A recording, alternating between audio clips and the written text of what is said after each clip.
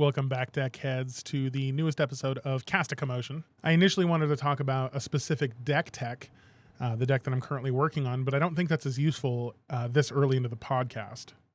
I wanted to talk more about how to build a challenging deck, how to build a deck you like, and how to explore and become the deck builder you want to be. So I have a few methods to do that. I have a process that I've built myself. I spent some time thinking about what I've done for my previous decks and wrote that down. I've tried to deconstruct how I approach deck building. I like creative processes. I do. Clearly, that's why I'm doing this. I like to figure things out. So deck building is quite a lot of fun to me. I know it's not everyone's cup of tea, but you could also learn a lot with this. And in this episode, you could also find out how other people go about their processes. You can maybe look out for spice that you wouldn't otherwise think of, just by understanding how people might do their deck building. I want to talk about how to get competitive and how and when to make changes, and sometimes when to step away from the deck, right? All of that this time on Cast a Commotion, the deck head method.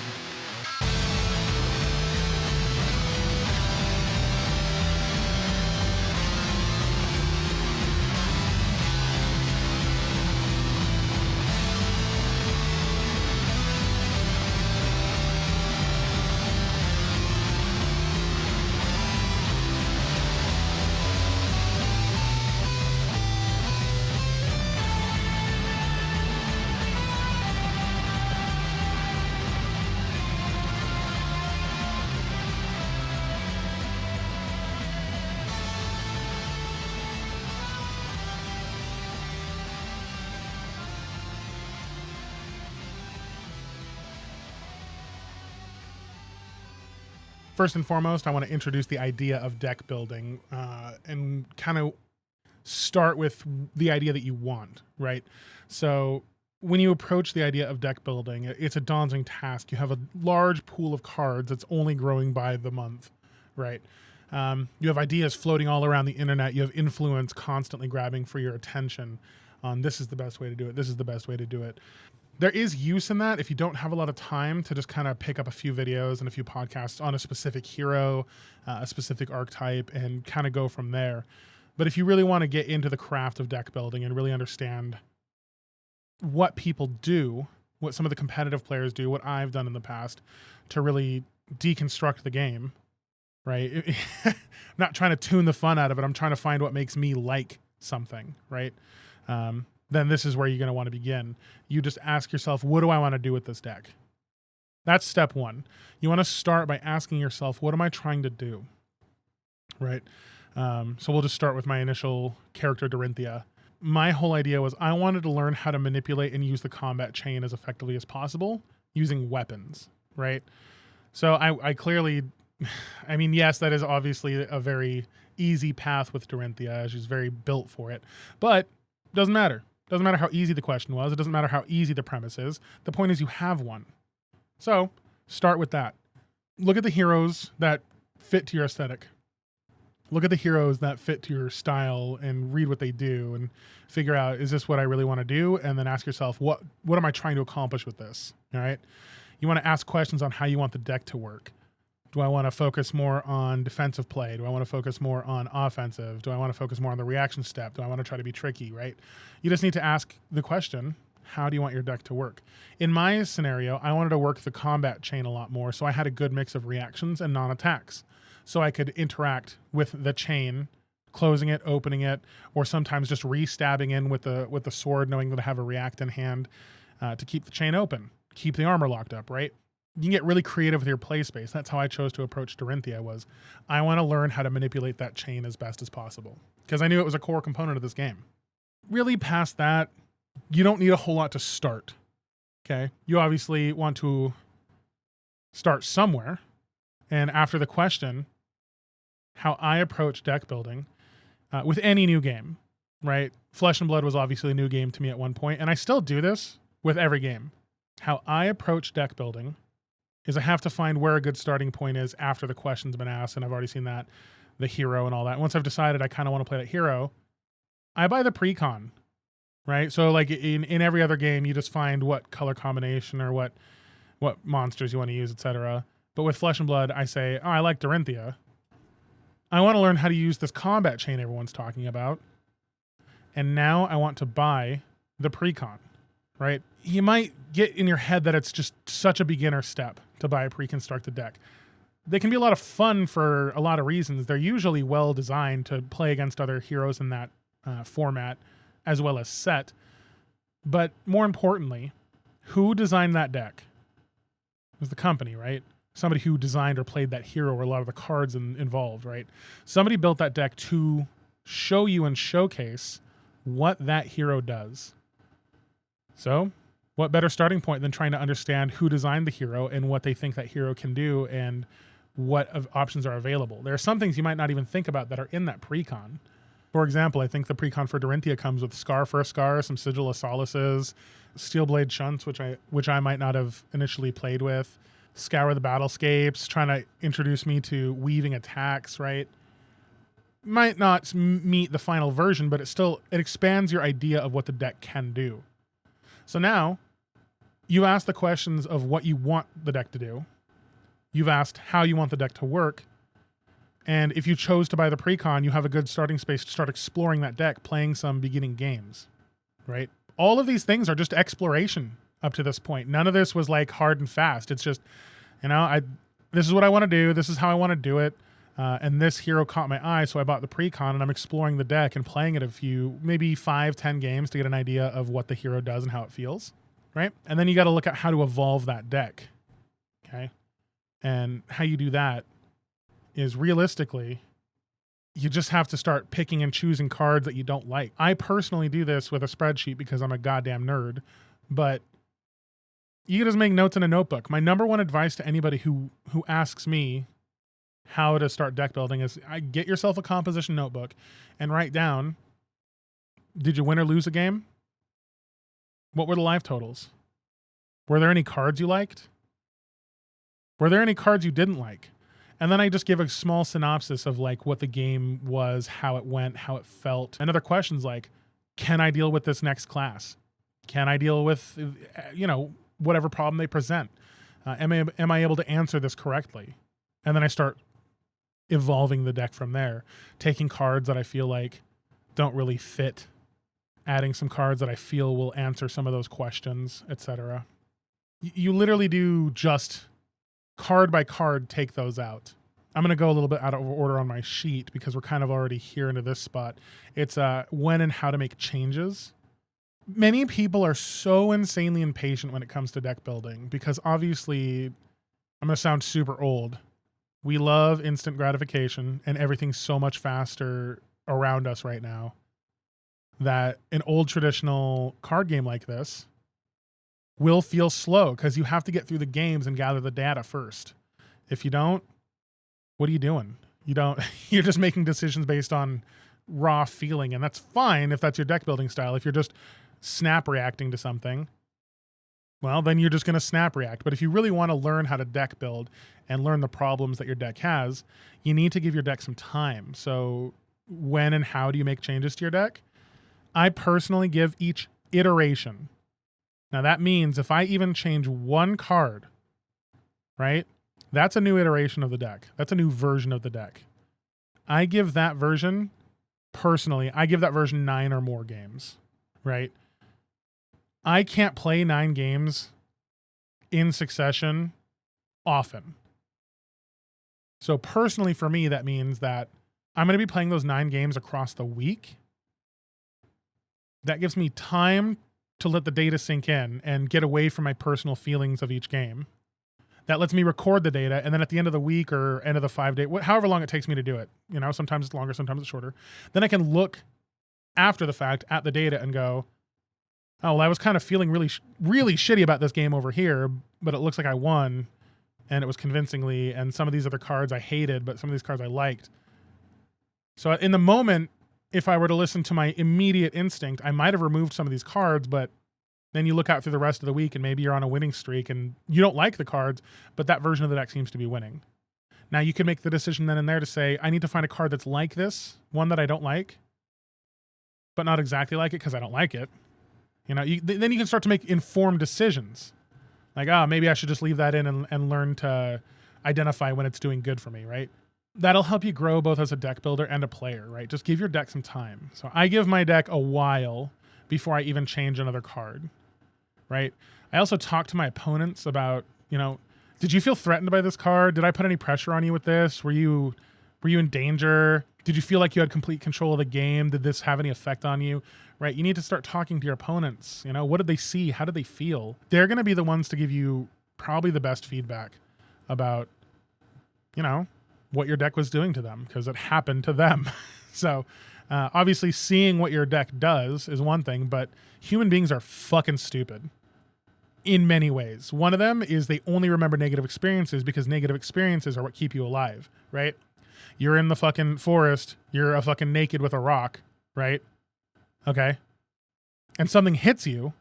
You're going to fucking remember that. You're going to be like, God damn, I can't let that happen again.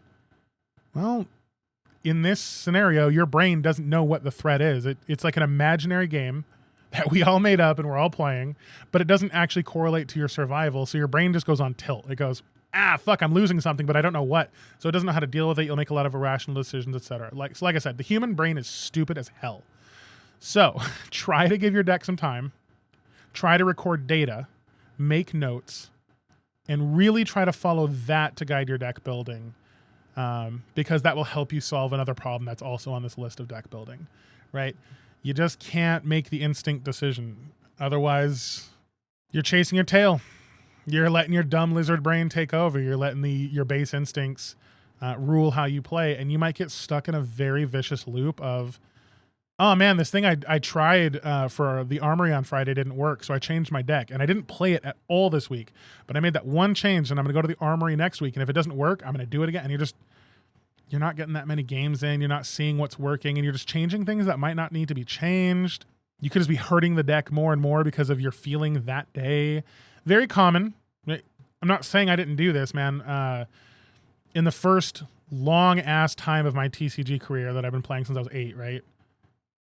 First 4 years, I was just get out of school, bring that deck, rage about it at home about how some cards suck, do it. And I literally did that cycle I had just explained personally for years before I joined joined some dumb science club and they taught me how to really investigate things, et cetera, et cetera, et cetera. You just got to give things time, man. You just got to give things time. Sound might have gotten a little weird right there. I didn't realize a cord was rubbing on the volume or the gain knob of my mic. Sorry about that. I'll try to adjust it in post. Now we've covered, you got to start with what you want. Start with what do you want the deck to do? Ask your questions about how is my deck going to do this? Do I know how I'm going to try to achieve these goals? Maybe you bought a precon, maybe you built your own deck, but you started exploring the deck for a while. You started learning what the deck does, what the hero does, what they're about, how they interact with other opponents, right? You now know how to evolve the deck. You're just picking and choosing a few cards that you liked and didn't like that you've notated or made note of after giving it ample time to work, right? You're slowly iterating on your deck. And I do mean keyword slowly. Unless you're going pro circuit, this is kind of guided towards newer to mid-range players who don't really deck build, but just look at internet lists, right? There's nothing wrong with that.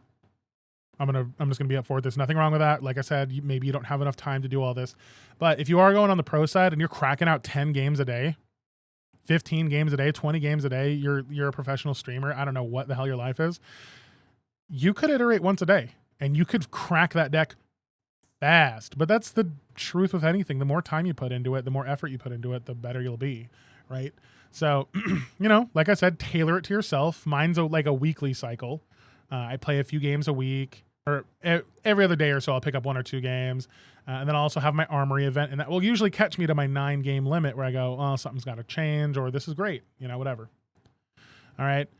We've gone over how many games you should give a deck. It should be some, right? You should get a tournament's worth of games. Time, like this all depends on your goals. It's kind of a hard question to answer is how much time you should give your deck.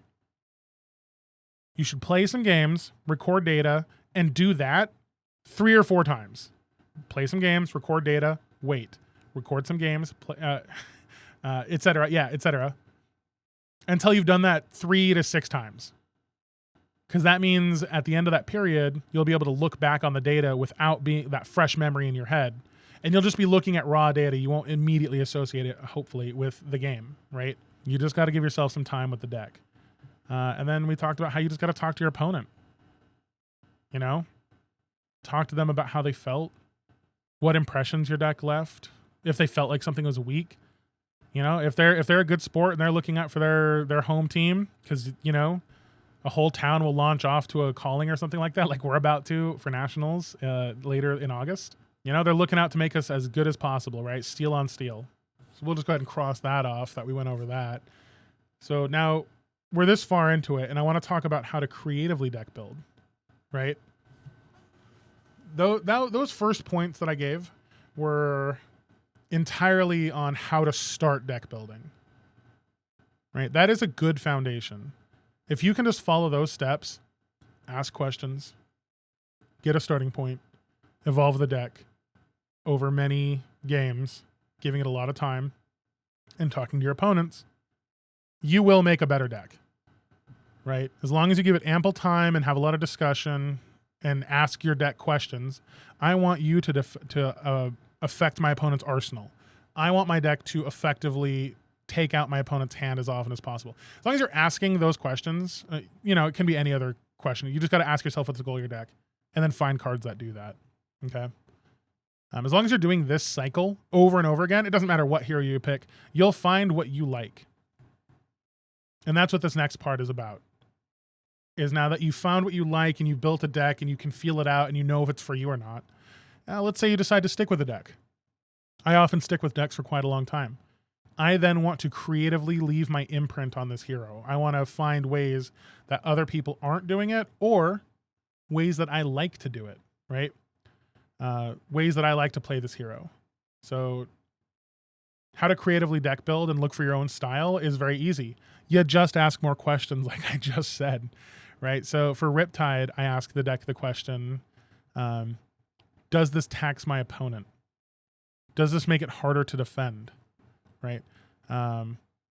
So for the last iteration of my Riptide that I built, the primary question was, does this affect my opponent's hand and arsenal, right? And then I would start looking through cards and find weird things that did stuff like that. And obviously I started landing on wild stuff that I'll go over in the deck tech that I will eventually make for Riptide and the other heroes as well. But I really just wanted to kind of lay a foundation for deck building right here.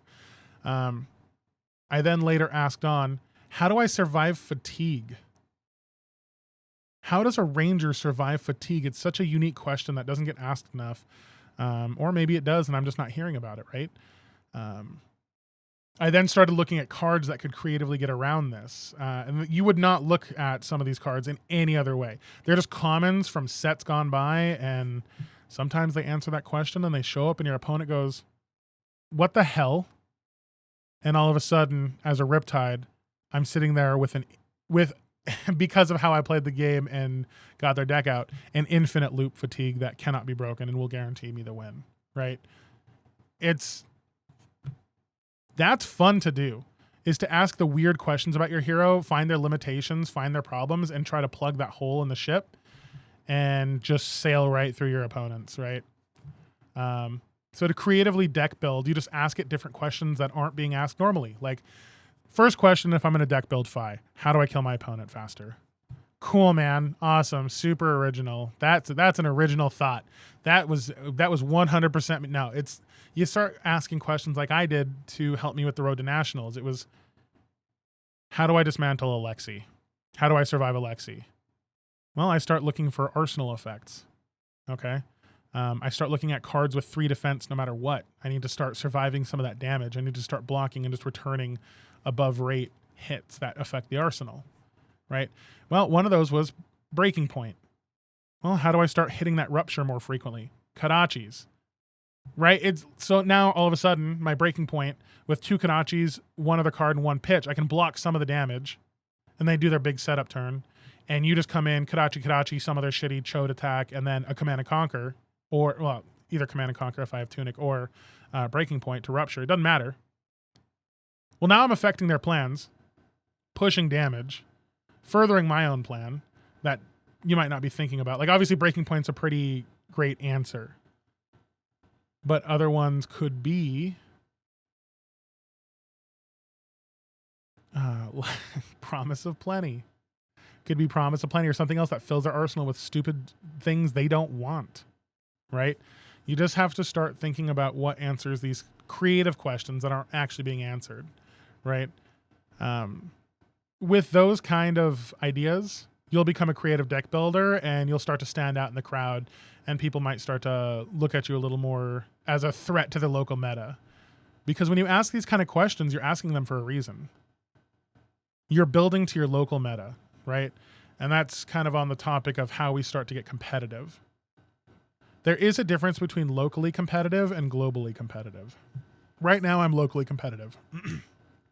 I address the meta that I'm running into every week and building my deck to win these events, to guarantee that I get my door opened to the bigger events, right?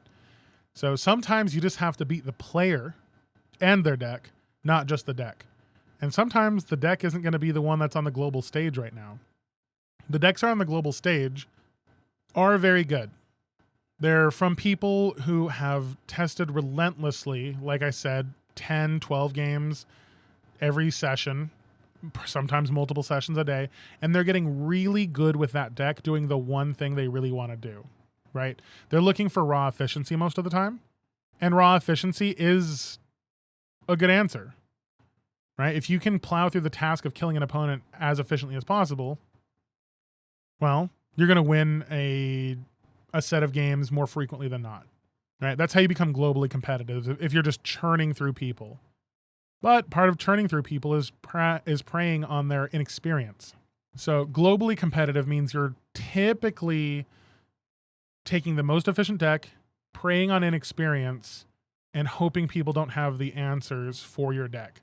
Because it's not new. Somebody will show up with the anti-deck, the anti-Lexi, the anti-Icelander, right? Somebody will show up with that deck specifically with the goal of taking you down.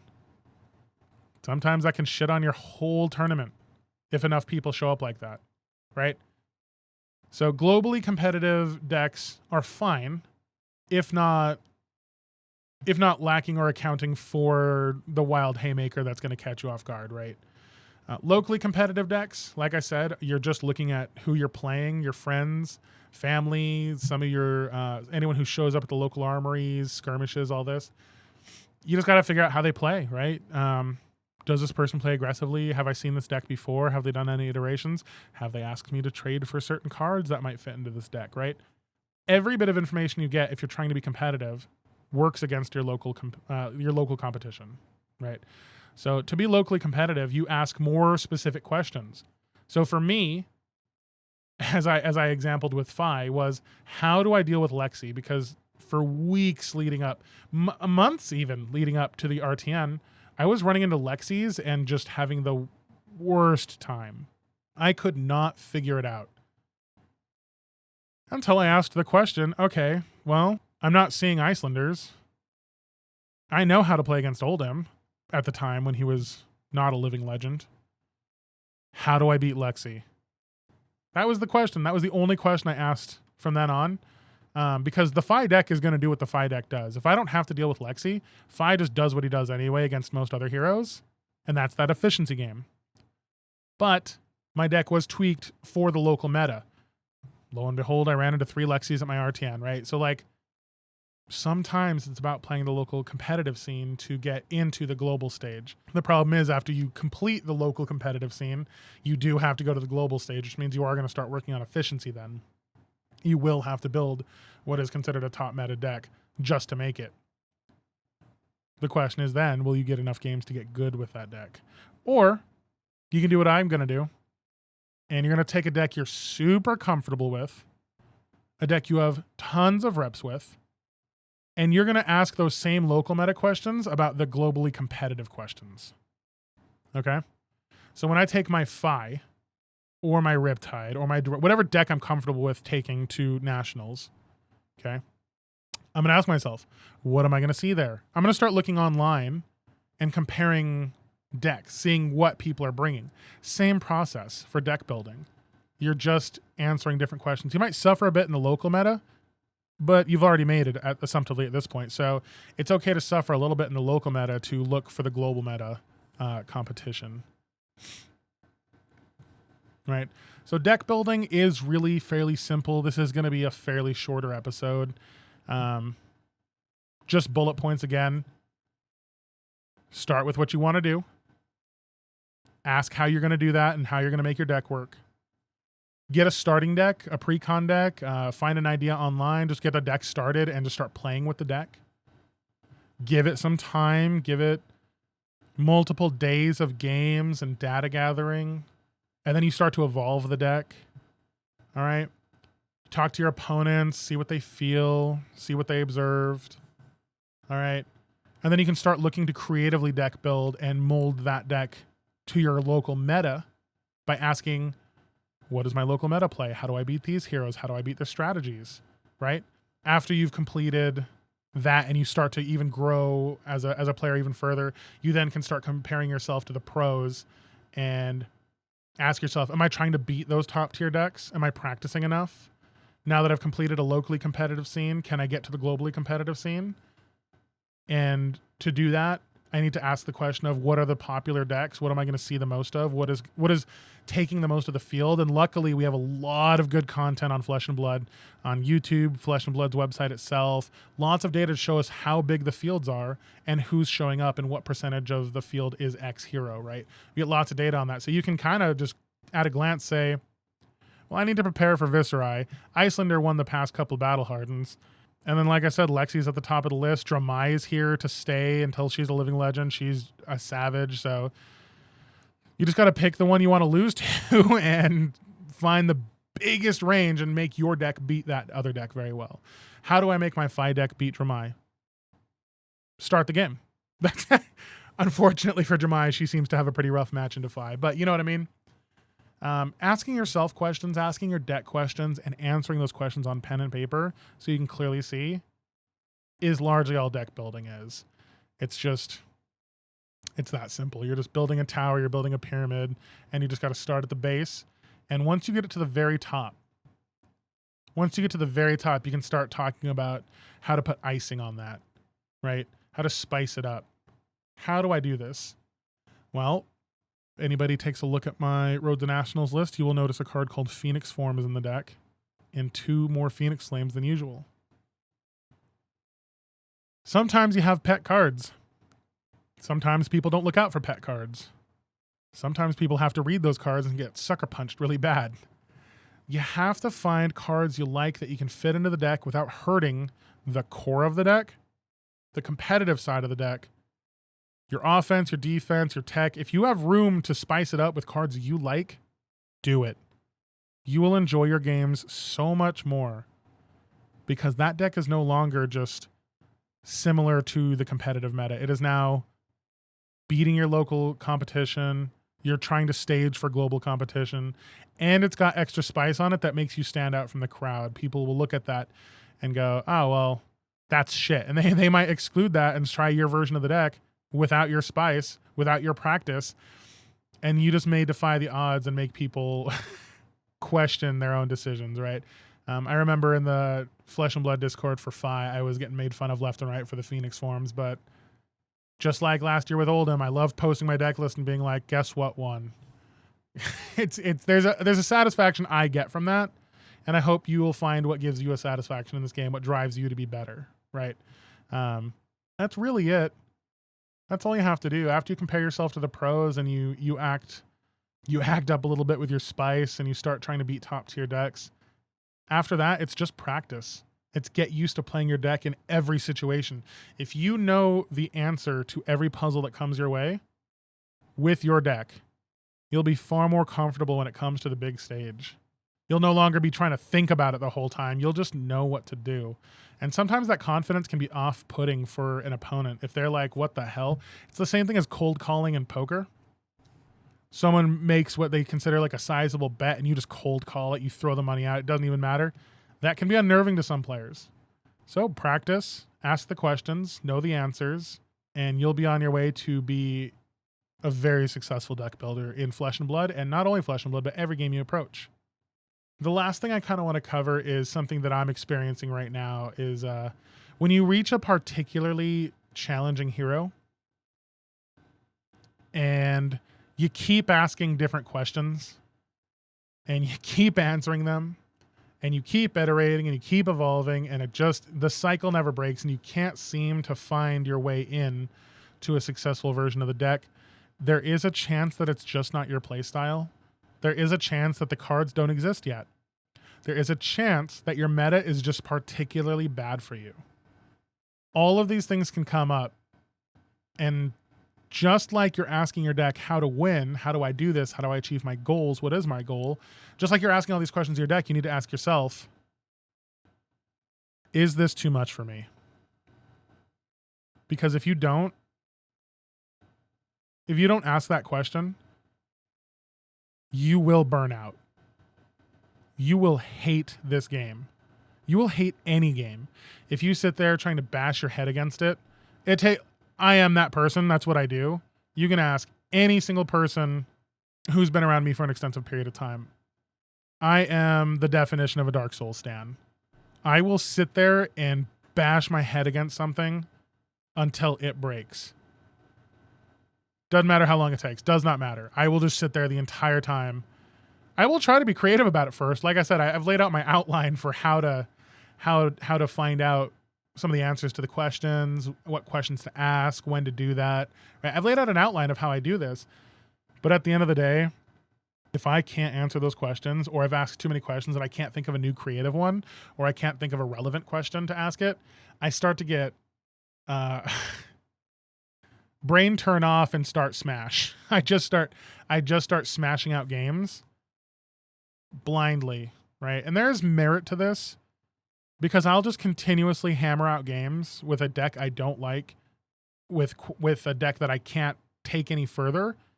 And eventually I will get a game where a light turns on and I'll be like, oh, this is clearly the problem. And I'll get that spark of energy I need to continue deck building. But that is not for everybody. Not everybody likes to torture themselves for fun, right? You do need to learn when to step away from a deck, right? You might really like the hero. You might really like the way it looks. You might really like the way it plays. But if it's not working for you and your goal is not being met with that deck, ask yourself that question. Am I able to meet the goal with this deck? If the answer is a resounding no after months and months of practice, by now a set should be out and you should have new heroes to pick from, or maybe you can revisit some of the older heroes at this point, right? I'm not trying to encourage you to be a defeatist. I'm just trying to ask you to be realistic with yourself, right? I don't want anybody to get burned out from this game, and I've seen it a few times already. I almost felt it in this last skirmish season when we started playing Blitz again. I have a real problem with Blitz. I have a real issue with that archetype. It just does not seem good to me. One day I was really bitchy and I realized I was bringing down my local crowd, and I apologized to them at the end of it. I was like, guys, I'm fucking sorry you were here to see this. I just didn't understand what I was supposed to be doing. I don't understand this format, and I don't understand how it works. I then started asking myself the questions. Am I approaching the game correctly? Am I approaching the format correctly? I had a lot more fun at the skirmish the next week, right? Just playing I still lost. I didn't make top 8. I'm just not competitive in Blitz yet. It's not a format I've paid a lot of attention to, but because this podcast is now in existence, I'm going to, because I need to make content about it. It's a part of this game. So I asked myself, am I approaching this correctly? No. Take a break for 4 or 5 days. Come back to it with a new set of questions, just like I do with deck building. I promise, if you apply any of what I've just talked about in this podcast to any game, you'll find yourself having a lot more fun just solving the problems, the puzzles, and things that were laid out before you. And you'll be interacting more with other players because you'll be hopefully following the step of talk to your opponents and figure out what's really wrong, right? I hope this is a very good start to your new deck building career. Your just career and interacting with your community. I hope this is a really good launching point. So yeah, this is going to be a shorter one. I just wanted to lay a foundation before we get into deck tech. So you can kind of understand when I talk about cards, you can understand that this is the process I've gone through. You might be able to see a different lens and a different perspective just by asking these same questions. You see a card, well, why did he play Exude Confidence in Ira? Oh, maybe because it gets the +1 and it comes in for 5 and it's a lot harder to block for a lot of other classes. It turns off defense reactions most of the right? You can start asking why and answering your own questions. Something I encourage everybody to do, something not a lot of people do, is just work on your internal logic, right? You know the variables, you know what's here, you know what's presented, solves to why they're there. Once you do that, you see more perspectives. You understand gameplay. You can sometimes predict better gameplay because you're seeing certain pieces show up. All of this is what I expect from my community because I have some of the smarter players I've played against in any card game, and we're all from different backgrounds. Granted, I don't think anybody's as deep into Duel Masters as I was. So as of now, I've got a YouTube going. I've started the eBay store. We've expanded from TCG Player. I'm going to start splitting that up. I'm going to start listing a lot more of Flesh and Blood stuff that I have just laying around. Okay. That's going to be on Crash Command Games eBay or Crash Command Games TCG Player. I am now hosting this, all of the directories, Apple Podcasts, Spotify, Google Podcasts. My personal preference is Pocket Casts, but whatever podcast provider you're doing, I should be on. I don't think I'm on TuneIn, but download this podcast anywhere. If you do want to check it out on YouTube, there's a podcast section on YouTube now, and I've put it up there as well. I would ask you, please subscribe, leave likes, leave comments, tell me what you thought about this episode. Tell me, what, it's kind of weird to just ask for comments. So I'd rather just engage with you. Have you tried any of these methods? Has any of this worked for you? Are there other ways that you choose to deck build? I'd like to know because obviously my whole idea was about finding other people's perspectives so I could learn more. You surround yourself with smart people, you'll learn quite a bit. And I hope a lot of you out there will interact with me as well. So subscribe, please. YouTube, Buzzsprout, whatever podcast platform you're on. I really do want to grow this. And as you can see, I'm going to be consistently putting these out. It's likely going to be a 3 episode a month kind of thing. Maybe 2 episodes a month on the driest end. But I think I finally have caught up on everything I needed to catch up on to make sure I can do this at least twice a month. I'm going to try to put YouTube content and TikTok content as well, just smaller form things talking about, for example, deck techs. I feel like that's a smaller format. I like to reserve the podcast for expanded thought. Again, thank you all for listening to Cast a Commotion, and this one's zeroed.